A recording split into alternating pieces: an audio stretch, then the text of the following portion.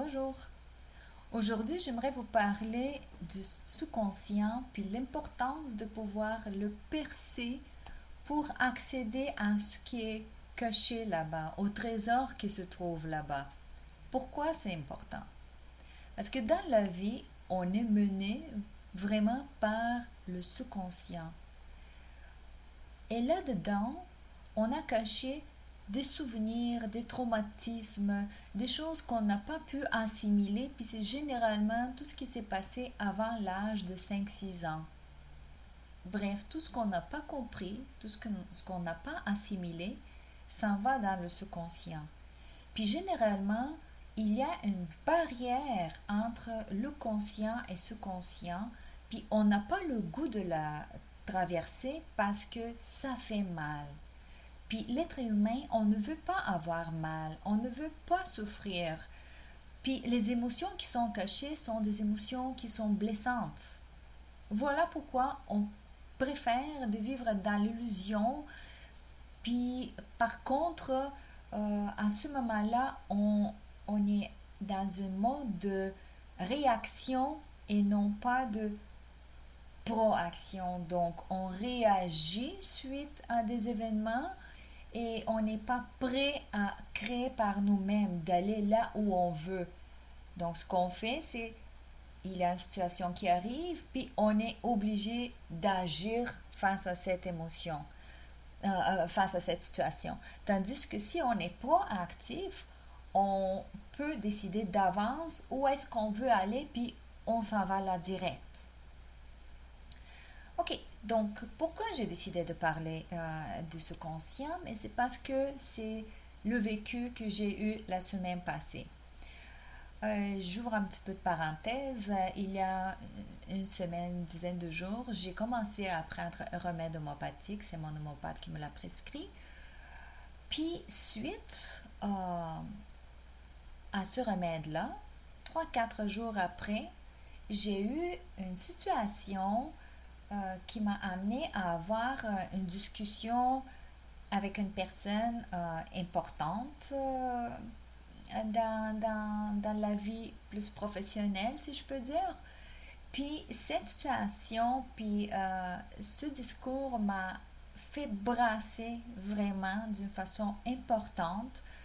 Puis à chaque fois quand on est brassé, ça c'est le moment où il y a des émotions qui montent sur la surface. Donc ce qui était caché dans le subconscient, ça commence à monter. Puis si on a la force de faire face à ces émotions, à ce moment-là, bingo, on a percé le subconscient, puis on a permis à une blessure d'arriver dans notre conscience, puis à partir de là, cette situation n'a plus d'importance sur nous, elle n'a plus de force sur nous. Est-ce que vous vous êtes demandé par exemple pourquoi aujourd'hui dans la situation que nous vivons tous présentement, le COVID, pourquoi nous réagissons tous d'une façon différente? La situation a l'air la même pour tous, mais on ne réagit pas de la même façon. Certains ont peur du virus, ils ont peur de tomber malade, ils ont peur de mourir, ils ont peur de perdre un être cher, tandis que d'autres s'en foutent carrément du virus, mais ils ont peur de mesures, ils ont peur d'une tyrannie qui peut s'installer dans le pays, dans la société. Donc vous voyez, même situation, mais les réactions sont complètement différentes. Pourquoi? Parce que nous n'avons pas le même vécu. Nous n'avons pas les mêmes blessures. Donc, notre subconscient est chargé de différents événements, puis c'est eux qui mènent notre vie. C'est eux qui nous font réagir de telle ou telle façon. Puis au moment où on est conscient de la vraie blessure, de la vraie émotion qui nous fait réagir de telle ou telle façon, on est guéri. On ne souffre plus de cette situation. On est libéré. Donc, la le COVID est toujours là, ou bien la situation COVID est toujours là, mais notre réaction n'est plus pareille. On va se sentir libéré au niveau de la peur du virus ou au niveau de la peur d'une tyrannie éventuelle si nous avons fait face à notre blessure initiale. Puis c'est exactement ça qui s'est produit avec moi. Après la situation que j'ai eue, après la conversation importante, bon, évidemment, j'étais super bouleversée. J'avais de la misère à dormir la nuit. J'ai fait des méditations. Je me demandais, mais qu'est-ce qui se passe? Dans quel monde que je vis? Je comprenais rien. Je me réveille, puis le matin, par hasard, on m'offre un livre d'astrologie. Puis j'avais juste 30 minutes quelque part à lire ce livre-là, puis je tombe exactement sur le paragraphe qui m'a permis de faire « Waouh !» J'ai compris ma blessure d'enfance. J'ai compris c'était quoi la leçon à apprendre dans la vie. Puis j'ai compris pourquoi je réagissais d'une telle façon. Parce que je n'avais pas appris cette leçon.